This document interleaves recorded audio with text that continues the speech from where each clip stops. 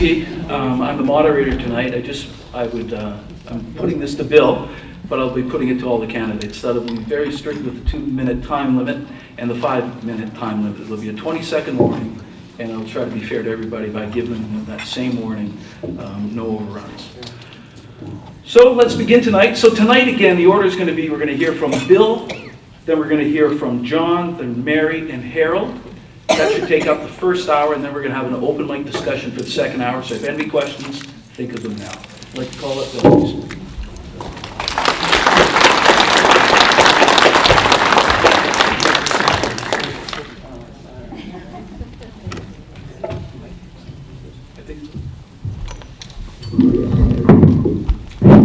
That's on. Okay. Can we start? Yes. Okay, good evening, everybody, and thank you for the invitation to be here tonight. I understand we've all been invited by 3 different groups: Fort William First Nation, the Nor'Wester Group, and the Municipality of Neving. So thank you to all 3 of them for the invitation to be here this evening.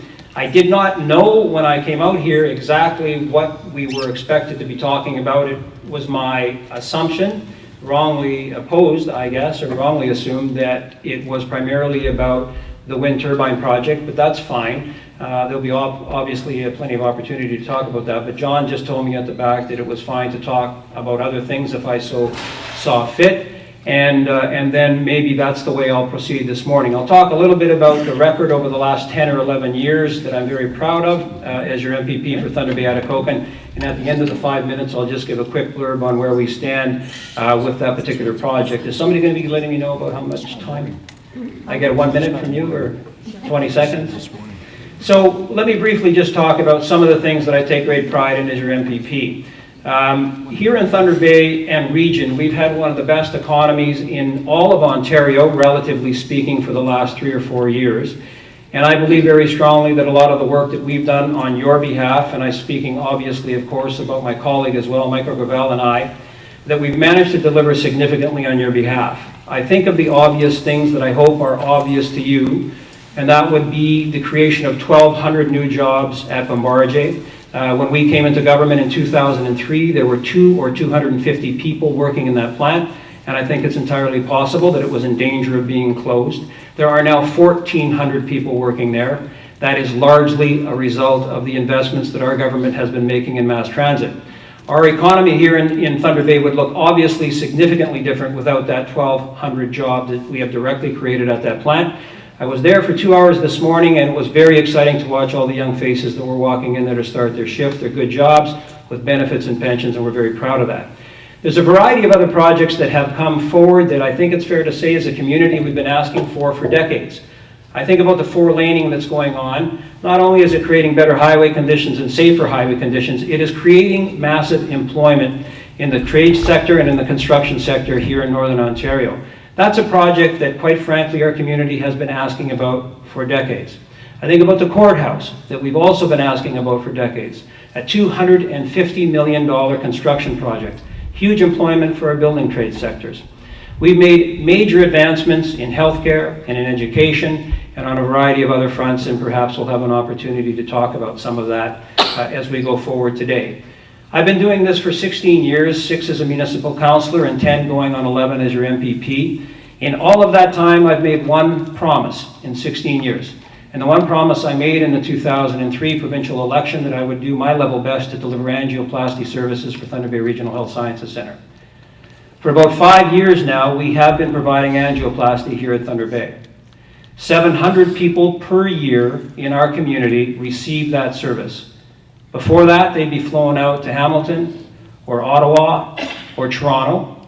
And to be quite blunt about it, some of them didn't make it. They'd leave as an emergency case, and they didn't always get there. Investment in public services is good for all of us in our region. It's also good for the economy. That one initiative created 25 to 40 very good, high-paying, long-term, stable jobs. That's the one promise I've made to you in 16 years. The rest of it I've worked very hard to get at. How much time do I have? 1:14. I'll quickly talk about the state of the project. Wyatt Bannon is in the room. He came to me a few days ago. As you may know, Fort William First Nation has filed a motion of injunction really MMAH or the MOE to ensure that the Ministry of the Environment that is responsible for the final approval on whether or not that wind turbine project goes forward, they don't want it to be able to be decided until their case has been heard. They had a judicial review regarding a lack of consultation. I'm here to tell you tonight that I've talked with both the Premier's office and the Ministry, and both of them have confirmed to me unequivocally 100% that there will be no decision from the Ministry of Environment to allow that project to move forward or to be stopped until the issue related to Fort William First Nations and their assertion that there has not been enough consultation has been heard. 20 seconds. So I would expect that that would be very good news for all of you. They were actually a bit confused by the request because in their opinion there was never any deviation from what was apparently originally an agreement. And so I'm here tonight to convey to you that, which I hope for all of you is considered to be very, very good news. It certainly is for me, as somebody who's been opposed to the project right from the very beginning at that location. Thank you very much.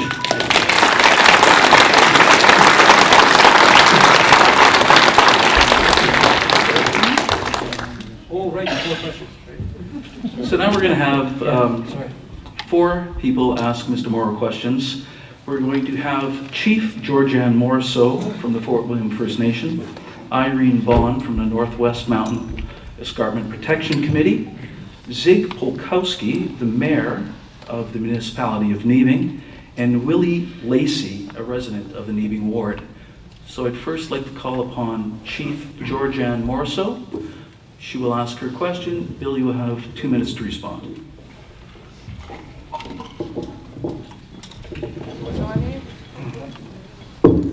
It's not on.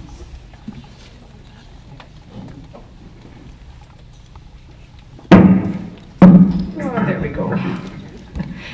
Bonjour, Makade Gaboik, Deshnakas, Makwa Dodam, Hanibiki Waju Donji, Yahweh. So my question to you, Bill, is it goes beyond the duty to consult and accommodate, and that's actually in reference to the treaties of the First Nation people. My question is, in what concrete ways will your party will defer to or support the historical treaty-based relationship between the First Nations and the Crown in Northern Ontario? In your answer, please avoid deference to the Indian Act as Anishinaabe. We are moving away from the Act and are seeking partners with creative solutions for deepening our existing treaty relationship. Well, I'll do my best. I think hopefully I've already answered it right at the end of my 5 minutes. What is it that we are doing to ensure that your voice is heard is basically the question. You, as a First Nation community, in collaboration with the others who are opposed to the location, including me, in that group, have filed an injunction inferring that you believe your community was not sufficiently consulted. There was a response, I guess, about 5 months ago that said they felt that you had been sufficiently consulted. You didn't agree. You filed a judicial review and then the injunction. I've just conveyed to you today that I've had confirmed in my discussions just last night with both the ministry, who felt that you already had that information, and also with the Premier's office to confirm for you and for everybody in the room that the MOE will not rule with any finality, yay or nay, regarding the project until your judicial review has been heard regarding your belief that you have not had sufficient consultation. It's through that process that I think your voice is expected to be heard, and that's the way you would best want it to be heard, I would expect. Thank you. Next, I'd like to call upon Irene Bond from the Northwest Mountain Escarpment Protection Committee. Hi, Bill. Hi. Manitoba Hydro has announced, after a 6-year study of existing wind turbines or wind farms between 2007 and 13, that wind energy is economically unfeasible and no longer supportable. They found wind generation during peak load hours when needed was 0 or near 0 for those 6 years. As a result, no new wind farms will be built. The same inefficiencies of wind energy production and availability when it is surplus and unneeded apply in Ontario, where we regularly pay others to take our excess power. Meanwhile, the Liberals announced March 31st they're going ahead with more big wind farms. Do you think this is a good idea with rates projected to increase 45% over the next 5 years? What will your party do to stop this waste? So, a few things. I would guess, Irene, that the March 31st announcement you're referring to, I'm not familiar with it, but I would assume that is for existing contracts that had already been signed. That's the only assumption that I can make. No, that's the new procurement initiative for new procurement. For new wind. New wind farms. Okay, that would be a surprise because Bob Chiarelli, the Minister of Energy, recently announced very publicly that there's actually been $3.7 billion of potential wind that has been taken out of the system and will not go forward. So I'm not, as I've said... I can give you the article. Well, it's a thank letter you. from Yeah. Bob Chiarelli. Right. Okay, I'm not arguing with you. I'm just trying to complete my answer. Okay. So they've taken $3.7 billion out of what was going to go forward, a lot of it, or most of it, I think, for wind, that was going to be done through Samsung. They've done away with that. So I'll take you at your word. There's an article that says they're going forward with more wind. In terms of the peak piece, I'm not, an energy expert. If that's what you're saying, Manitoba's doing it. It may be the very reason why we are not going forward with nearly as much as was originally anticipated under the Green Energy Act. I would say this on the inference to the price point, though. One of the reasons that we still have a very vibrant economy relatively in Ontario is because we do have programs in place that are helping our large industrials with their energy costs. And in fact, the Resolute Mill right out the door here is now one of the most cost efficient in their entire North American fleet, if not the most efficient from an energy perspective. And so there are programs, it's important to know, on the price point. It's relevant for people to know that because I know that the price point on energy is a topic worthy of debate. I'm happy to debate it and discuss it with you. But you should know that there are programs that are in place. The best example I could give you would be that Cliffs Natural Resources has announced the location of their smelter in Ontario. Bill, your time's up. Yeah, thank you. Next, I'd like to call upon Zig Polkowski, the Mayor of the Municipality of Niving. Hi, Bill. Hi, Ziggy. My question goes a little bit further than windmills. The city of Thunder Bay, now Thunder Bay, acquired 20,000 acres of property in the Black Township, part of municipality of Niving, in early 1900s. Most of those lands were purchased as a result of bankruptcies, threats of expropriation, or outright purchase from Ontario Crown at below market price because it was for the explicit purpose of protecting Lac Lomond water supply for the city of Fort William residents.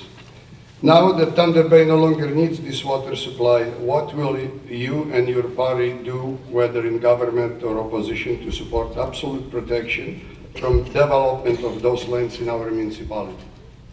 So, Ziggy, I have to say it's an interesting question coming from the Mayor of Niving. I mean, you weren't there at the time, but it's important, and I'm not throwing stones at anybody, when the lease for the land was signed by the city of Thunder Bay, none of us knew about it. I didn't know about it, you didn't know about it, and it was actually 2007 when it was signed. I don't know how much later it was till we all began to learn about it. But it's important to say, and I think it's fair to make it part of the public record, that not only does that demonstrate that the city of Thunder Bay as the landowner was in favor of the project, but the municipality of Niving and their council at the time, and Ziggy, to be fair, you were not there as the mayor, but I don't know if people in the room are aware that the municipality of Niving, their mayor and council, endorsed and supported the project. So when the lease was signed, I'm working on the assumption that the city of Thunder Bay checked with Niving or somewhere after they received the inference from Niving that they would support the project. There was a bit of money to be made, and I'm not passing judgment on it, but it's important for people to know that both municipalities supported the project. So in that regard, it's important that that be part of the public record. So where we are now is there's an REA process that's unfolding under the MOE. Fort William First Nations will have their injunction heard, their duty to consult, and we'll see where that lands. As you know, I'm opposed to the site, and hopefully we can end up with a positive resolution. Very quickly, I'd like to add that the project that was put in forward to our previous council was completely different than what is right now. And the knowledge of this project was completely different than it is right now. Yeah. So I would Okay. like that to be part of the public Sure. record also. Yeah, fair enough. I don't know. Yeah. Thank you, Bill. Thank you, Mr. Polkowski. And finally, I'd like to call upon Willie Lacey, the resident, a resident of the Neebing Ward.